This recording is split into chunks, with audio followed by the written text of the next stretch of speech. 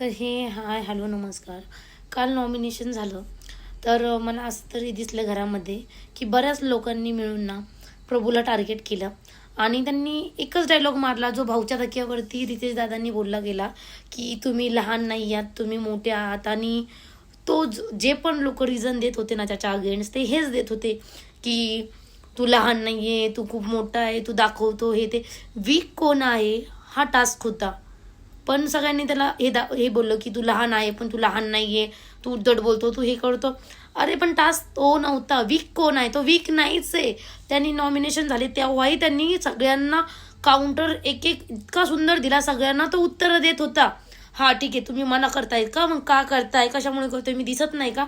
तो प्रत्येकाच्या प्रश्नाला उत्तर देत होता.